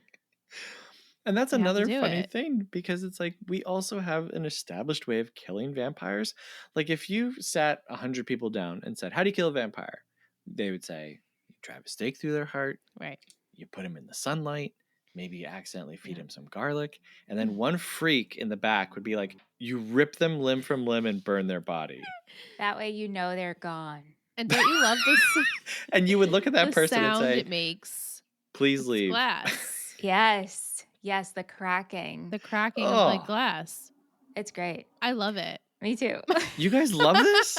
Yes. It makes me, it's like nostalgia. It's right. And it's probably so ingrained. Like we understand how it works. So you questioning it, you're the freak at this meeting. Right. Okay. This is true. Totally. And then Edward's like, oh, vampires can't kill themselves. It's like, I guess, but like, do you have to go to the Volturi? Like, they're the only ones capable of pulling a head off? Clearly, that's not true. We saw the Cullens do it to James. Right, but it's like the way the governing practice works. Like the Volturi, they're like considered royalty. Right. They're the kings. Right, and they've been around for like thousands of years. Yeah. Very well respected. Yeah. Plus, Right. Carlisle stayed with them for a little while, and so Yeah, and I liked that. I liked Yeah. kind of expanding the world. That's a great shot of Edward and Bella oh my gosh, as we go It into is- the painting. I freaking love this So so good. much. Yeah, So good. yeah. I love Yeah. this so much. And I like it because it's like stylized. Like it's not Yep. this sounds negative, but like it's not like perfect. Like it's not like a perfect transition. It's a Mm. stylized. But I loved it. I thought it was really cool. I think they didn't do know a lot of stylized moments in this movie. Yes. That I thought were really great choices. the and pizza things and you the remember. wrench. Yeah. Yeah. Probably on the lower part of that. Well, yes. I agree. Yeah, that the depression scene where we're circling her. Love But yeah, it. I there's love just a little the more elevator oomph. with them and the elevator music, and they're just Oh yeah. Mhm. is so funny to me. And then when Bella's in the water and she had just gotten hit in the head and she like brushes Edward away. I love that so much. Mhm. Yep. It's just all these scenes made this movie like that's why it's my favorite. I love the line, "I'm not a car you can fix up. I'm never gonna run right." I was Mhm. like, ooh, that's pretty good. It's a good one. It's a It's really very good poetic. one. Oh wait, okay, so yeah, Yes. Volturi. Sorry. Yes, Sorry. Volturi. We just like pivot into kind of like a horror movie. I loved it. I They're thought the best part. this was they're my so favorite good. part of the movie, actually. Even though, like I said, I kind of just wanted it to be a romance movie, it does feel like, all right, the movie's over. Let's tack on this extra 20 minutes. But I love this extra 20 minutes. Yeah, it's great. They're the best acting also in the whole movie is Michael Sheen. Like he's freaking fantastic. Mm-hmm. Fantastico. Whatever Mhm. whatever you sing in Italian. He's amazing. Italiano. Italiano. Fantastico. Fantastico. Fantastico. What is his name? Orpo? Arrow. Orpo. It's ARO. Oh. Right. Yeah. Okay. Yeah. I wanted a little bit more about them. Do we get more on them? Do you want me to again, I'll let Michelle. Okay. Because here I am. I'm like, I'll just tell you everything. And Well, I mean, like, I know. Fast I like and can't loose. keep a secret. Fast and loose. We do. Okay. Yeah, because I was like, I kind of want to know, like, what this guy's whole deal is. Yeah. And Well, we will get into the Volturi more. okay. Because with the other vampires, what we called the evil vampires last time, The James, nomadic Ron- vampires. Yeah, right. We kind of said like, well, they're not really necessarily bad. They're just what we would think of as normal vampires. Right. They're bad in comparison with the Cullens. So I'm curious with the Volturi, like, are they bad? Well, they have to keep an order to their system. So Right. Right. Well, okay. That I thought was ridiculous. Edward says, hold on, I wrote this down. This doesn't make any sense. Edward says they care about some art, science, and above all, the law. Mm-hmm. Bella says vampires have laws. Edward says not very many. And only one that is regularly enforced. So how do they live for the law above all things if there's like 3 and only one they care about? Well, the main only one is. Yeah, go ahead. Go ahead, Liz. I'm sorry. No, No, go ahead. I mean, the only one they care about is that nobody knows about their kind. Yeah. Exactly. And to Right. not, make a spectacle of them. I don't really know All right. what are the other rules. That's the only one I can think of. What are the vampire rules? Right. I mean, I'm sure once they join, you mean like the rules within the Volturi? Within the Volturi, yeah. Like once they join, there's got to be some set of like. Maybe Even there's a rule more about strict how many rules. people you can turn. Well, right, and also like who. Never mind. I'm gonna save it. I know. Okay. Well, Yeah. because it does seem like they kind of Yeah. they kind of grant the Cullens permission to turn Bella. Right, because of her power. Right. Aro So, is okay, like, yeah. I want you to be a vampire because I want you to be with us so that we can use your Right. power for our purposes. Correct. Right. And her power is just that she's so nothing that she makes no other powers work. I thought that was really funny. Or she has the ability to block out. Right. That's, I think, better worded. She shields people from being That's right. in her head. That's right. She removes what is special about everyone around her. I can't believe how much I'm defending Bella tonight. I did not think I was going to show up and defend Bella the way I'm defending Bella. Yeah. Yeah. But yeah, like Edward gets the crap beat out of him by Felix. Yeah, the brother. Yeah. I think so. Yeah. We get a little bit of Jane. Jane, played by Dakota Fanning. Yeah, she's Dakota Fanning. So good. I love Jane. This. She's Jane's her subtlety. And her intensity at the same time. I love it. So good. My gosh. Yeah, I don't know. I really liked this whole thing, and then I kind of was like, oh, now I kind of wish the movie was more about this. Mm-hmm. And then they just murder a bunch of families. Yeah, families on vacation in Italy, I guess. Yeah. Gotta eat, you know. Absolutely. Yeah, at one point, one of the Volturi dudes is like, all right, we gotta wrap this up. Heidi's coming. Right, like we're hungry. The first time around, I didn't really like register that, and then the second time, I paused it when he said that, and I googled Twilight Heidi, Twilight. Who is Heidi? And then I was like, oh, it's not a character; it's just a person breeding all of these families. Yeah. And so then they take a vote. Are we gonna turn Bella or not? Does that happens now, right? Yeah. Well, yeah. Okay. At the end of the movie, she wants them to say, yeah, I want. Because Alice says, like, Arrow gets to read Alice's thoughts and can picture that, oh, they are telling the truth. Bella is going to turn. Right. So.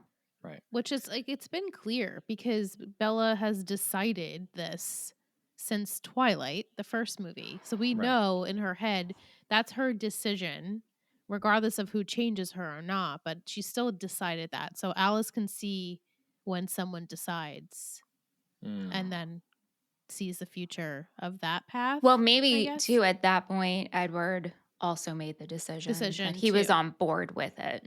Yeah. And so. Right. Like I kind of have to do it. Right. In a way.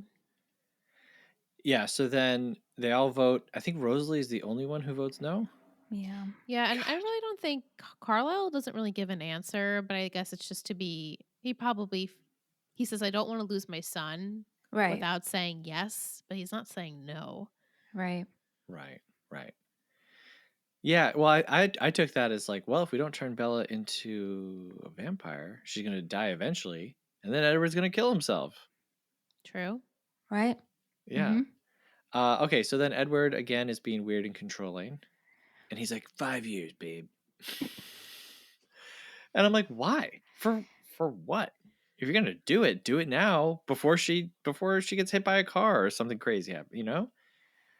So then she's like 3 years. He's like 3 years. And then we get the ending line. Will you marry me, Bella? Marry me, Bella. Yeah. Mm-hmm. I thought it was great ending. Yeah. Oh, yeah. Mm-hmm. Is that how the book ends? Yeah, I think so. Probably. In that general area. Mm-hmm. Yeah. How did we feel about Jacob, though, at the end? Did we feel bad? Right. I don't know. I don't know. I don't know either. I don't really want her Jacob, to be with any of them. You know, like I'm not thrilled about Bella, teenage girl, being with monsters. You know, do your homework, kid. Go to the movies. Have a normal life. Unfortunately, that is not the story. Right. And Edward just thanks Jacob. Like, thank you. Right. Thank you for keeping her safe. You did. Right. Like, thanks for keeping her warm. And he said, like, if any of, so the truce is, if any Colin bites a human, the truce is off. This is like reading the terms and services, you know.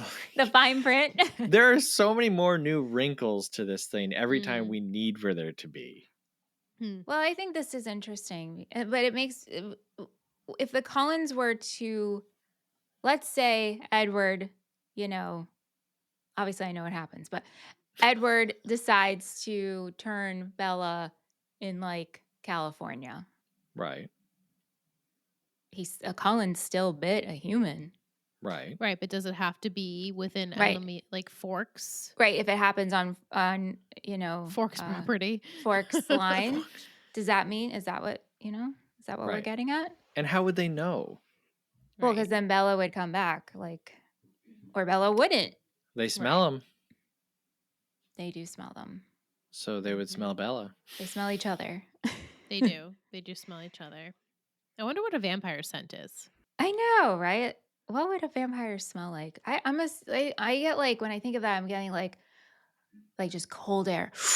Yeah. Yeah. I was thinking like an air conditioner. Or nickel, yeah, that's blood. what I was thinking. Or like when static, does that make sense? Like yeah. Yes. Like go to like the back in the day when Michelle and I grew up, there was we had, what are they, I guess, radiators outside of our condos that was like huge, and it would make that sound and you would scream it into it and you go that yeah, that is a smell. But yes, like a metallic smell. A metallic smell. That's what I think it smells like. Yeah. And like wet dog smell just. Well, you definitely know that scent. You cannot misplace a wet dog smell. It's so terrible. Gross. It's so bad. So that's got to really stink. Really? When Alice is like, yeah, wet dog. I do like that banter she has with him when she's like, as soon as you put the dog out. Yes, me too. Okay, so just to recap, a vampire smells like when you go into a radiator. Precisely. Or just metallic, just metallic in general. I guess because when you drink blood, that also has like that metallic, could have a metallic taste to it. So maybe that's within you because that's what you eat. Not like a metallic, when you get. Now I'm just thinking that it would smell done. like a big cut of beef. Oh. And that blood smell. Well, that's a worse smell than wet dog, in my opinion. So. Yeah. Yeah. Ew. Did you guys have anything else about the movie? It's long, unfortunately.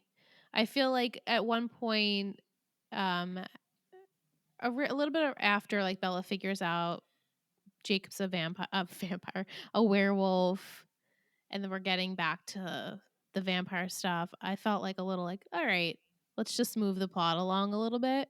I don't remember feeling that way in the past, but overall, I enjoyed rewatching this movie because it's just good. It's just nostalgia. Yeah. Agreed. And the wolves, like the Star of the Wolves, like that is fun. Yeah. I didn't think it was too long. I got to tell you. Like last week, I think I saw this is like 10 minutes longer than Twilight. And then watching it, I was like, nah, I'm hanging out. Like to me, I'm in it. I'm good. Good. I'm glad. Yeah. Yeah, I feel great all month. This is the best month ever. To be in one headspace, this actually really works well for me. Mm-hmm. So, and headspace I like. Wow. Totally. Even better. I guess the only thing we didn't really talk about, Bella's run through the streets and jumping on Edward just before and the one little girl who's like, look, mommy. Yeah, like a sparkly man. Yeah. Yep. That was Stephanie Meyers as a child. All of this stemmed from her literally having a dream of them in the meadow scene. In the meadow. And from there, it sparked 4 books and so much fanfic and additional, and then Midnight Sun. But it's just crazy. Like, this all came from her brain. So, like, the pulling apart and burning the pieces or the sparkling in the sunlight. Right. Like, all that stuff is very niche, extremely niche for this. Mm-hmm. You won't find it anywhere else. And then there's Catherine Hardwicke, who's like, we got to do blue. This movie's got to be gray and blue.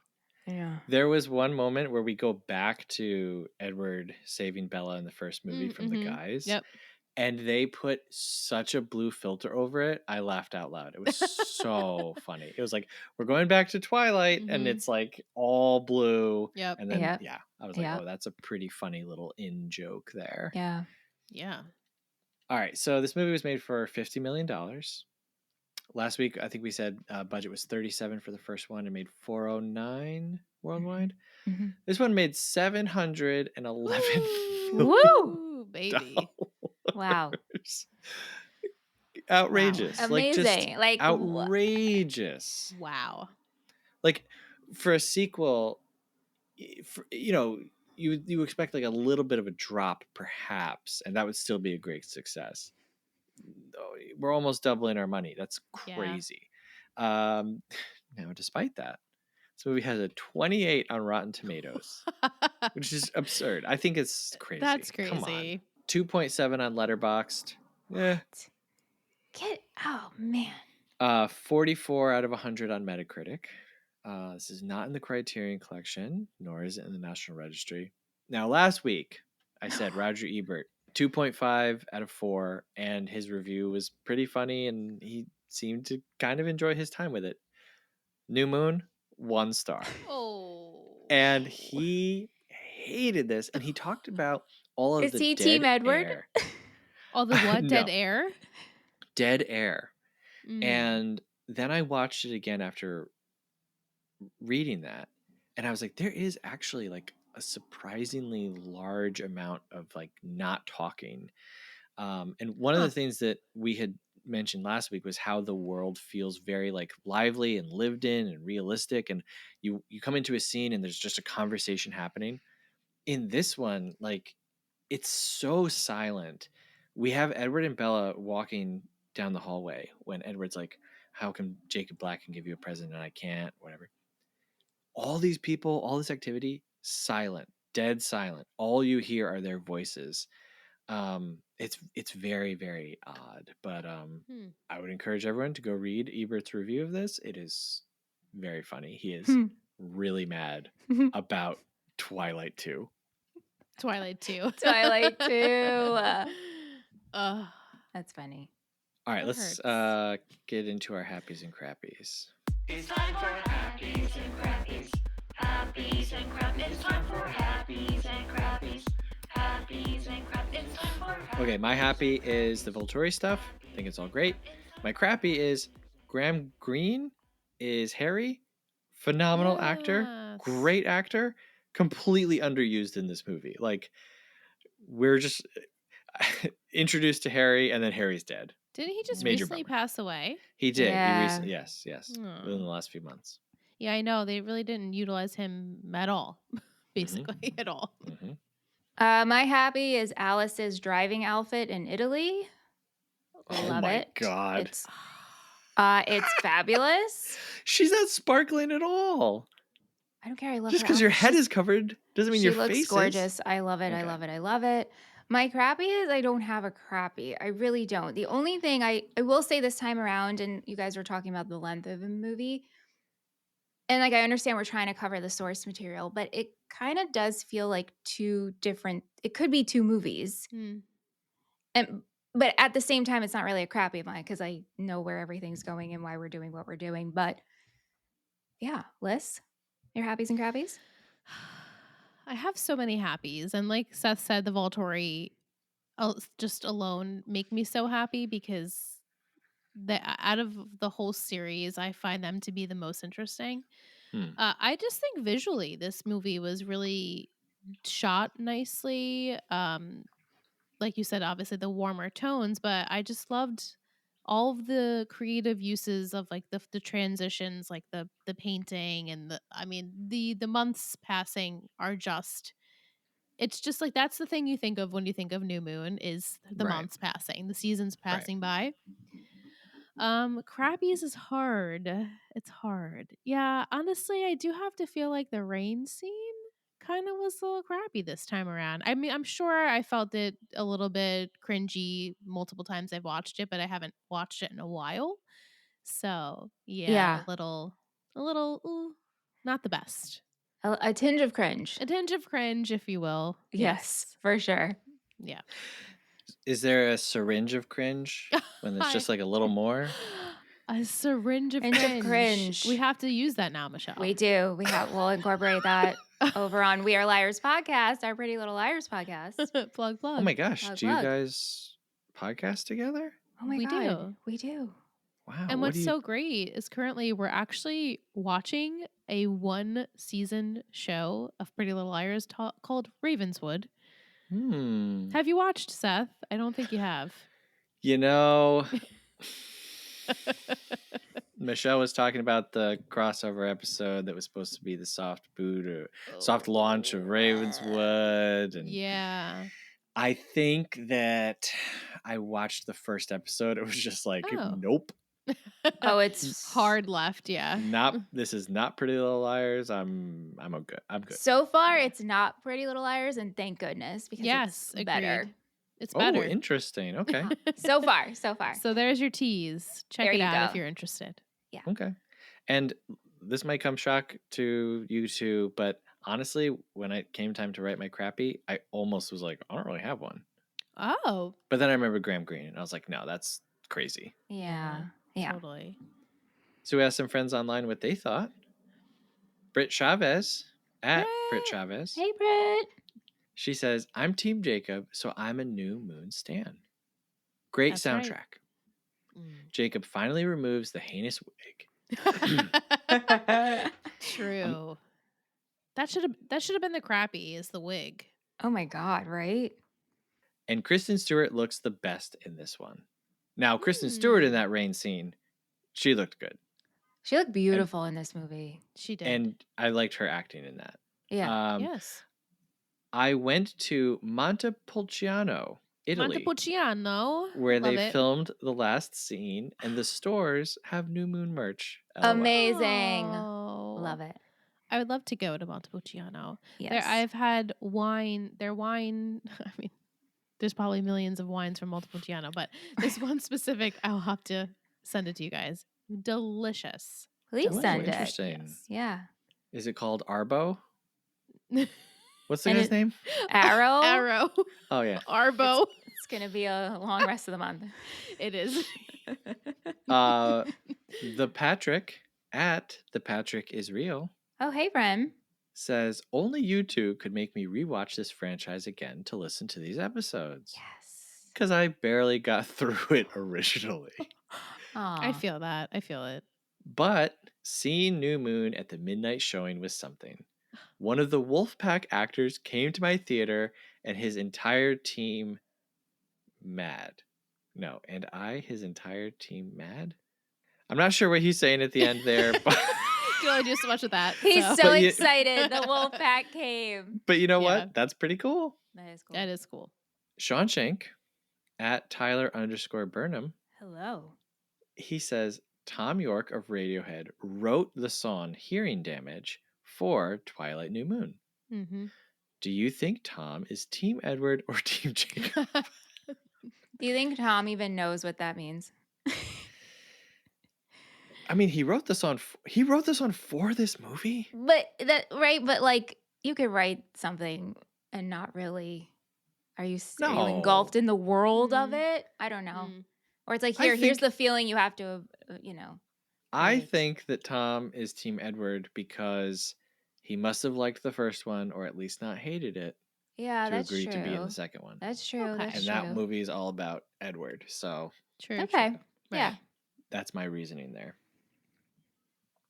Eliza, Canadian flag emoji, at April_Warmbold, Hi, April. says, it's my least favorite of the books and movies, but probably just because the vampires aren't featured as much. That makes Fair. sense. Yes. Yep. Did Alice write this one?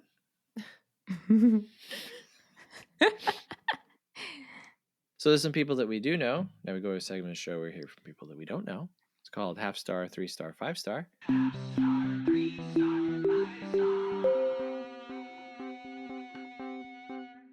All right, these are reviews from letterboxd.com, which is a website and an app where you can log, rate, and review movies. We start with a half-star review, which is the lowest rating that you can give a film. And we go all the way up to a 5-star review, which is the highest rating that you can give a film. And on this show, I read the half-star review in a funny voice or accent or impersonation. Liss and Michelle, do you guys have any requests? Liz, do you have any requests for Seth? When I was listening to the Twilight episode, I was like, I want Seth to say it in Carlisle's accent, because what is his accent? It doesn't exist in he's like a bunch of different accents in one. I guess because he's so old that he's adapted many locations. So that would be way too hard for you to do. Yeah, I can't even hear his voice in my head. I think it's just low. Yeah. It's like a soft. I don't know, Michelle, what do you think? I don't have one, so I think we'll go over to the Wheel of Names. Let's do it. The Wheel of Names? The Wheel of Names. The Wheel of Voices. Names? You know what? I'm sorry. The app we use is called Wheel of Names. Okay. The Wheel of Voices. Let's go over to the Wheel of Voices.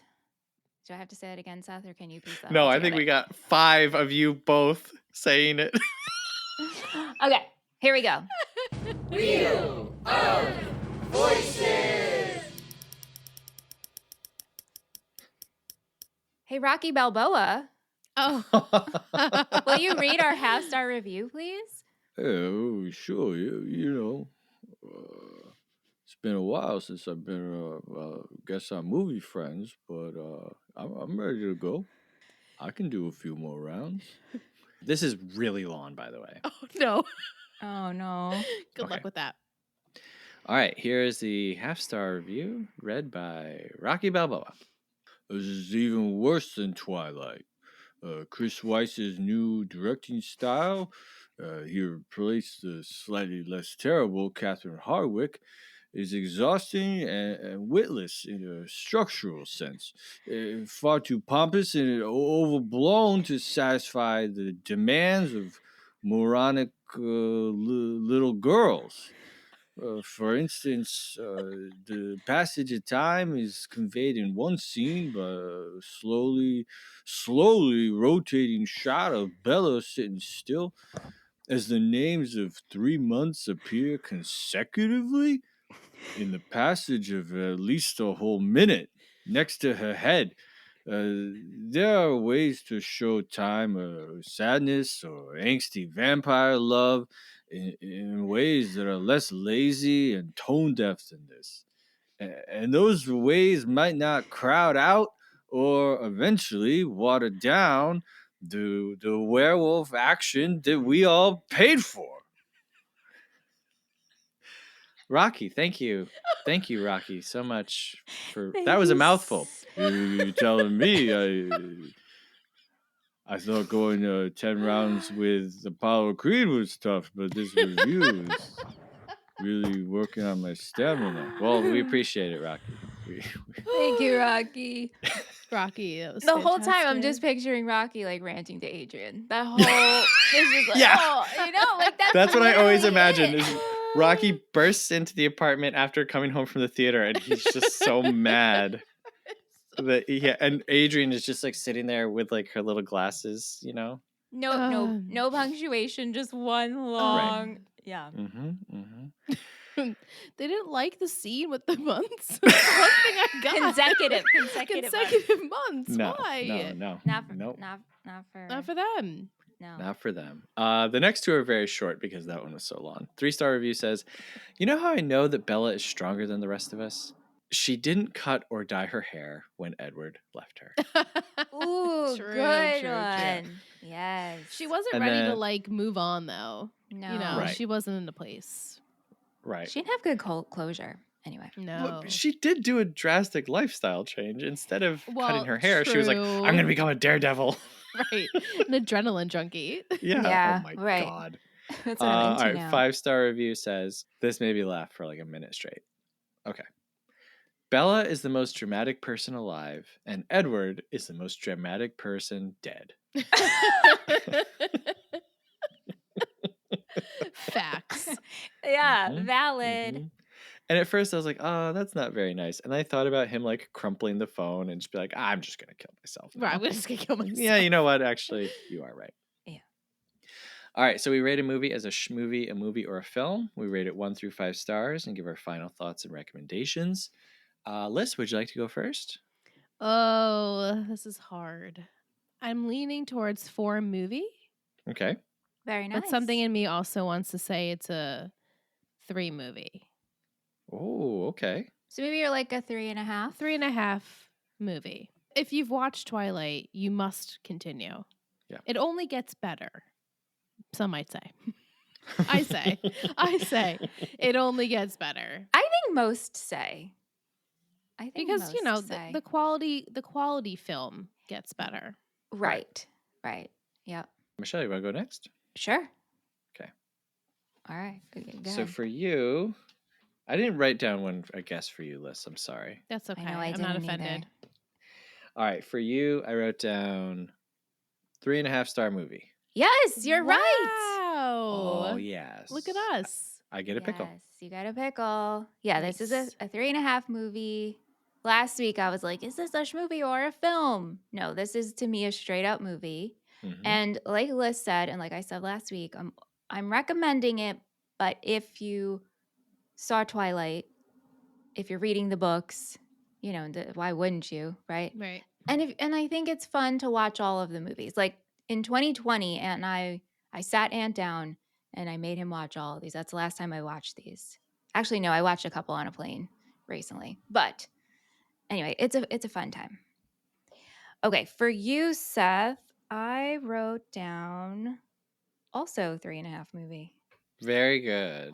Wow. Yeah. So We're kind of, I think all of us unanimous. are kind of, in agreement We're here. in the same Yeah. place. I rated Twilight 3 stars. I said it's harmless fun.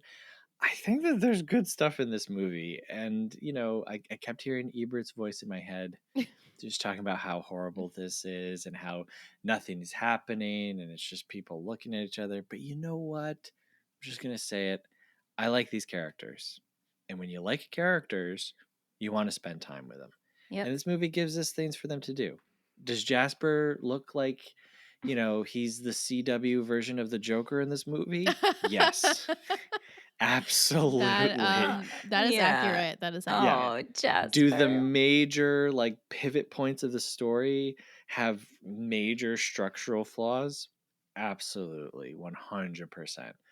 But I didn't really mind spending this time with them, and I think that's a pretty drastic improvement acting wise on the first movie. So yeah, 3.5 stars, and I definitely recommend it. If you've only seen the first one, you have to watch the next one. So hey, we both get pickles. We both get pickles. Very and good. I'll just eat an honorary pickle for I'm this just going to episode. share my pickles with Liz.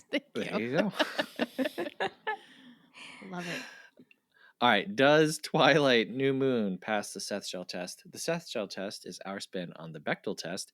We require that a movie contains something tangible that is impressive, whether choreography, production design, or a practical effect. And it must also have a runtime that is justified by its content. For me, it's a yes on both. I agree. It's a yes on both. Mainly for me, the choreography. I watched behind the scenes of Making New Moon and just the stunt work that went into this, because in this movie a lot of CGI is used, and they moved to Vancouver to shoot. So they rebuilt Bella's house, they added a bay window to it. Whoa. The school was just a parking lot, and then all of that's green screen, and then they had it in the school. Yeah, but the stunt work, very impressive, and Taylor doing his own stuff. True. Yeah. The choreography of it. Yeah. I'm glad you guys feel this way. Yeah. Do you not feel the way? I do. Oh, okay. Yes, I do. I thought you were going to say, Seth, I'm glad you feel that way. I never know what you're going to say. I know what Michelle's going to say. Not that she's, Oh, I really? mean, I just know My her. my girl knows me. But She Seth, knows me. you could throw me a curveball. I don't, a Twilight baseball. I have a wicked curveball. You have Yeah. a wicked curveball. I'm the one with the wicked curveball. You are. You're Victoria. Hey, if you're Victoria, or if you've got a wicked curveball, we'd love it if you give us a rating and a review wherever you're listening. Hey, folks, did you know if you're listening to us on Spotify, you can leave us a comment right on the episode. Oh my gosh. You've been listening for a while, and maybe you forgot to give us a rating. It's super easy. You can do it. Come on, 2 clicks of the thumb, maybe 3 or 4. I don't know. I haven't done it, so I Just tap 5 times. 1, 2, 3, 4, 5 stars. Is that what your fingers do? Can't you just tap once? Oh, I guess can you just go to the end star and tap all 5? Oh my God, I actually tap each one. 1, 2, 3, 4, 5. I don't know actually. Let's try it. How about everyone gets together and they go on Spotify and they try it together? Well, you know what though? Let's try just the 5 first. You know, maybe don't that's give us a true. 1. Wait, oh, maybe. True. Let's not test it. Yeah. No True, testing. Just true. go straight to the 5, man. 1 Yeah. click, baby. You can also send us an email, moviefriendspodcast. Oh, no, wait, hold on. Michelle, what emoji should they leave us on Spotify? A wolf. Oh, okay. All right. Mm-hmm. How about a head? Is there just a head emoji? Sure, they're all heads. Yeah. Oh, yeah, that's true. So choose your head. You know, I have to give choice.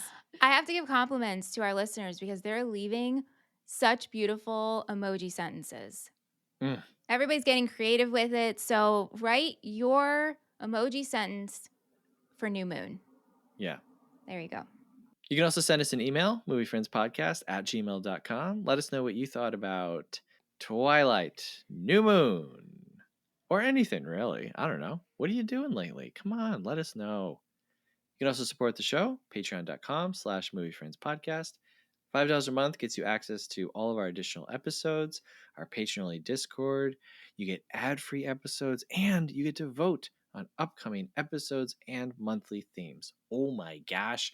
And, you know, you get to go to bed at night and think to yourself, I really did something today.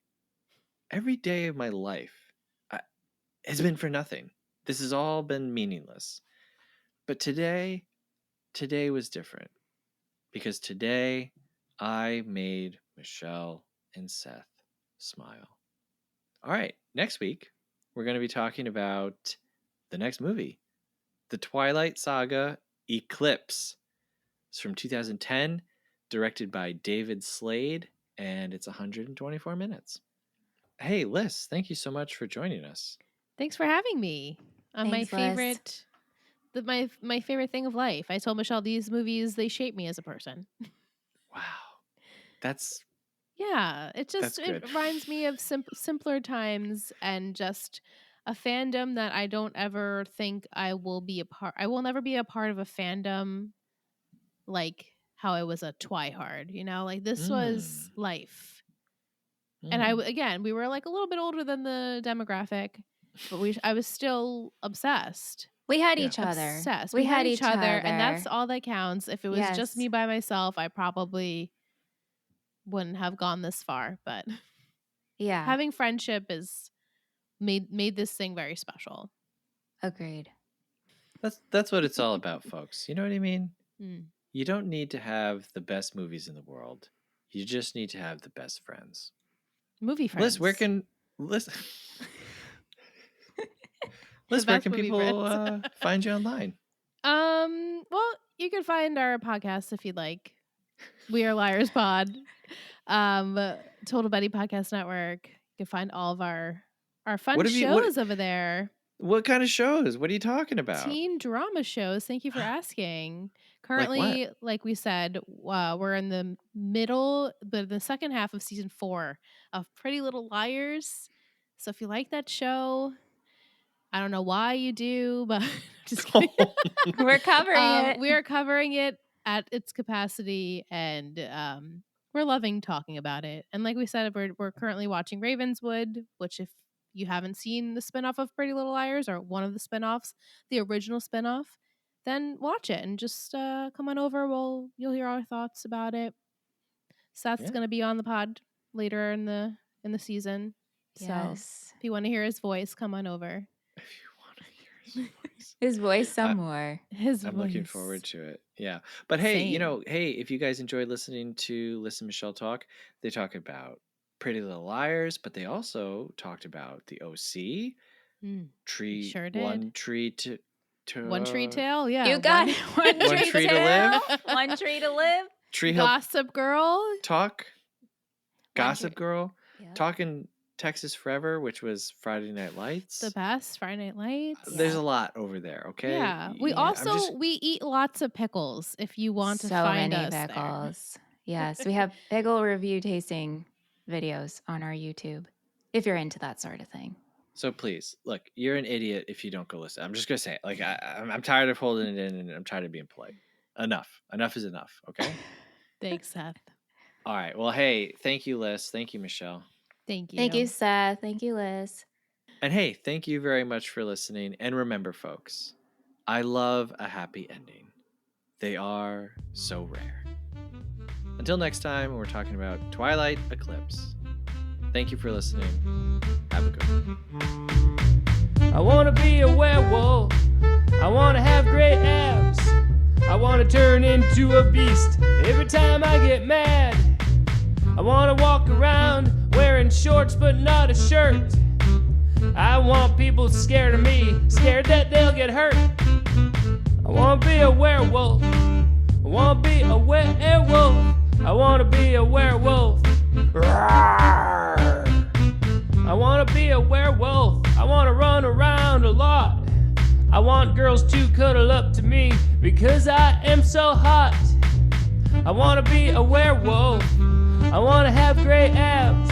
I want to turn into an angry beast every time I get mad. I want to be a werewolf for sure. I've been doing lots of sit-ups and working on my roar. Rawr, rawr. I want to be a werewolf.